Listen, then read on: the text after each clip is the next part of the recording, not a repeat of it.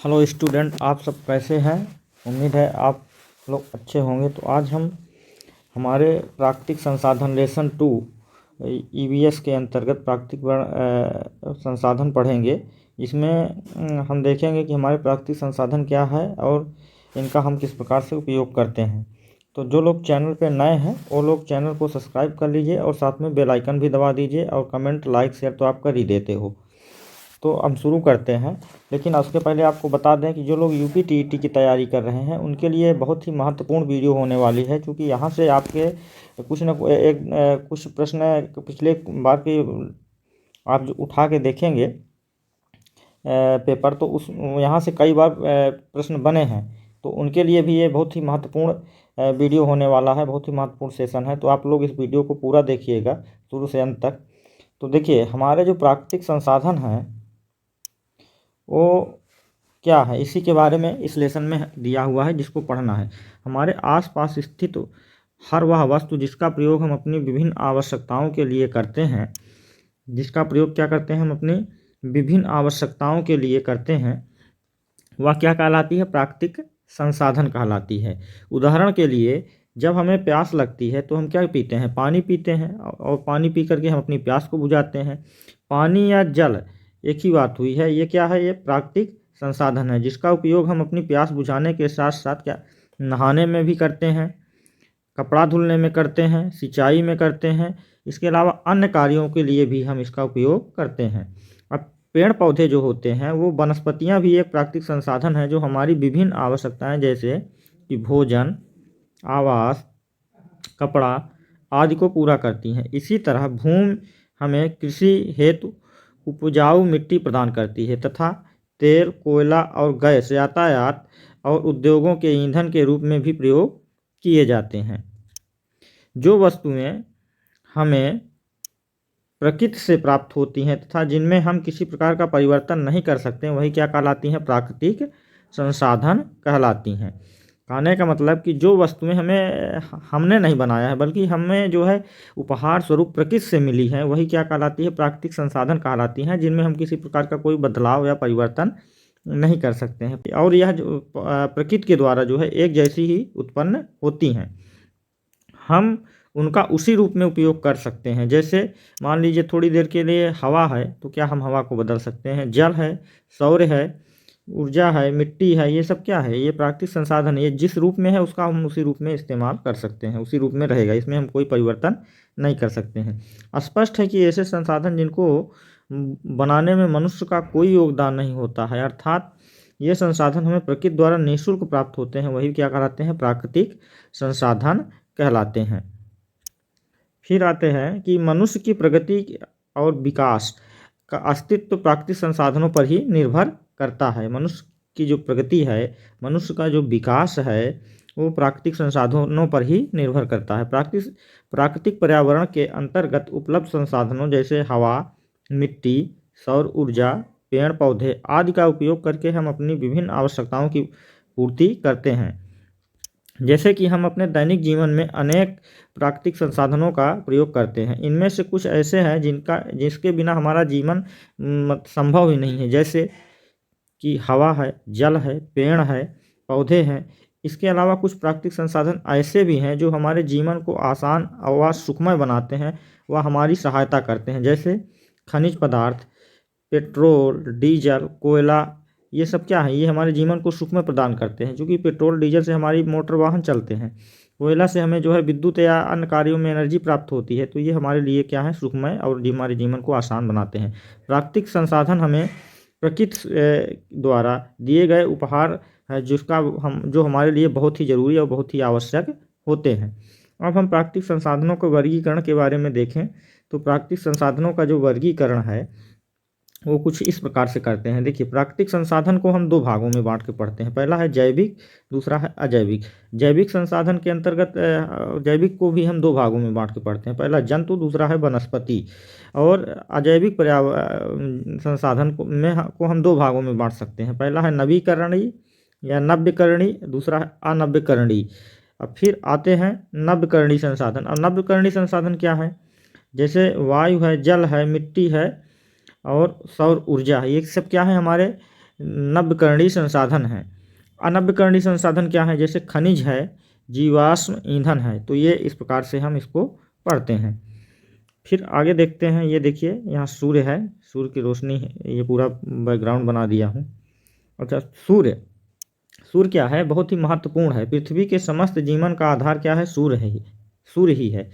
सूर्य पृथ्वी पर ऊर्जा का क्या होता है? प्रमुख स्रोत होता है। ये आपके ऑप्शन में प्रश्न बना के पूछ सकता है कि पृथ्वी पर ऊर्जा का प्रमुख स्रोत क्या है, तो आप देंगे सूर्य, ऑप्शन में रहेगा। यह बहुत ही महत्वपूर्ण क्या है? प्राकृतिक संसाधन है। सूर्य से हमें ऊर्जा मिलती है और हमारे दैनिक जीवन में बहुत इसकी आवश्यकता होती है। इसकी जो उपयोगिता है कुछ इस प्रकार से है। पहला है कि यह जल चक्र बनाए रखने में हमारी मदद करता है। दूसरा है कि वायुमंडल में वायु के प्रवाह बनाए रखने में भी हमारी मदद करता है। तीसरी बात इसमें है कि जलवायु को नियंत्रित करने में मदद करता है। चौथी बात है कि पौधों को भोजन बनाने के लिए ऊर्जा प्रदान करने में मदद करता है। पांचवी बात है कि घर में नमी सीलन को दूर करने तथा कपड़ा सुखाने में हमारी मदद करता है यह सूर्य। तो इसकी रोशनी काफ़ी इंपॉर्टेंट है, ये इसकी एनर्जी। और इससे भी बड़ा इंपॉर्टेंट ये है कि हमारा जो शरीर है सूर्य के प्रकाश के से जो है विटामिन डी प्राप्त करता है। तो यहाँ एक क्वेश्चन आपका बन गया कि सूर्य के रोशनी से हमें कौन सा क्या प्राप्त होती है? विटामिन डी प्राप्त होती है, जो कि हमारी हड्डियों को मजबूत रखने में आवश्यक होती है। हड्डियाँ जो है जिससे हमारी मजबूत होती हैं। फिर आता है वायु। वायु क्या है?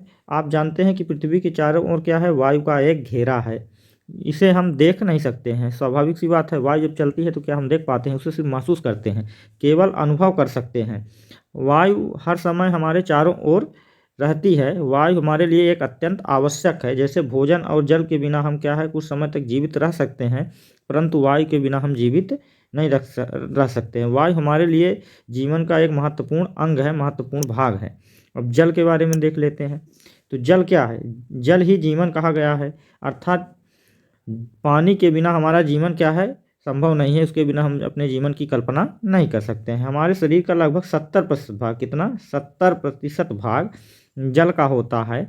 जल शरीर के रक्त को तरल बनाता है। किसके? शरीर के, हमारी जो बॉडी है, इसकी बॉडी में जो ब्लड है उसको क्या करता है? तरल फॉर्म में लाता है, जिससे शरीर में रक्त का प्रवाह ठीक ढंग से हो सके और खाना पचाने के लिए यह बहुत ही आवश्यक होता है। और जो हमारे शरीर के अनावश्यक पदार्थ हैं, जैसे कि पसीना हो गया, मल मूत्र हो गया, ये सब हमारे जो है पानी पीने से पेशाब के रूप में बाहर निकल जाते हैं। तो ये इससे भी काफ़ी इम्पॉर्टेंट माना गया है। ये हमारे दैनिक जीवन के विभिन्न कार्यों में भी इसकी आवश्यकता होती है। अच्छा, वायु पे आ जाते हैं। तो वायु जो है, वायु और जल की तरह भूमि भी हमारे जीवन का क्या है? आधार है।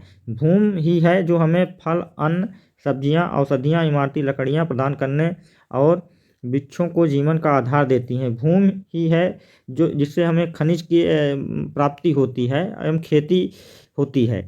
तो इस प्रकार से इसका भी बहुत महत्व है। वर्तमान में जो है हमारी जनसंख्या क्या हो रही है? निरंतर बढ़ती जा रही है। बढ़ती जनसंख्या से हमारी आवश्यकताओं की पूर्ति के लिए कृषि तथा उद्योग धंधों का प्रभाव भी दिन प्रतिदिन क्या हो रहा है? बढ़ रहा है, जो हमारे प्राकृतिक संसाधन को प्रभावित कर रहा है। यदि हम बिना सोचे समझे लगातार क्या करें? प्राकृतिक संसाधनों का दोहन करते रहें तो वह दिन दूर नहीं जब हम इन सब से क्या हो जाएंगे? वंचित होने लगेंगे। हमें क्या है? प्राकृतिक संसाधनों के महत्व को समझना होगा और उसके संतुलन को बनाए रखना होगा। इसके बचाव के लिए हमें तमाम प्रकार के उपाय करने होंगे। इस प्रकार हमने जाना कि मानव जीवन, पेड़ पौधों और जीव जंतुओं के विकास में प्राकृतिक संसाधन क्या है? अत्यंत महत्वपूर्ण है।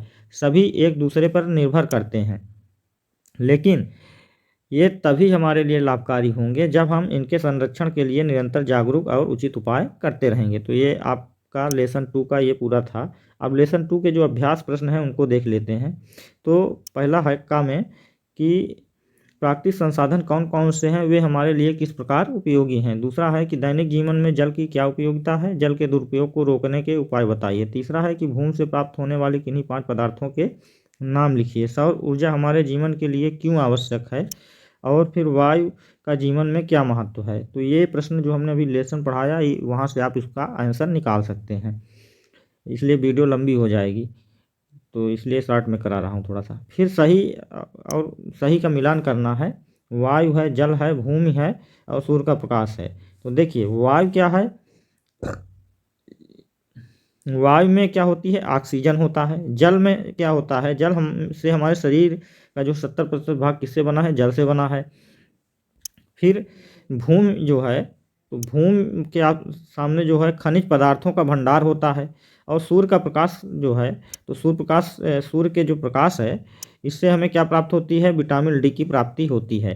तो आपका जो लेसन 2 में था वो टोटल इतना ही था, और यहाँ से आपका लेसन 2 समाप्त हो जाता है। तो ये हमारे प्राकृतिक संसाधन के अंतर्गत ये सब जो है लेसन 2 में इतना ही था। ये क्लास 6, 7, 8 तीनों क्लास के लिए बहुत ही महत्वपूर्ण वीडियो है। तो जो लोग यूपी टेट की तैयारी कर रहे हैं उनको ये क्लास सेकंड है हमारी ईवीएस की, और उनको ये सब मिल गया। तो प्लीज़ आप लोग चैनल को सब्सक्राइब कर दीजिएगा और साथ में बेल आइकन दबा दीजिएगा। जितना था हमने आपको पढ़ा दिया और इसके आंसर क्वेश्चन को भी बता दिया। धन्यवाद।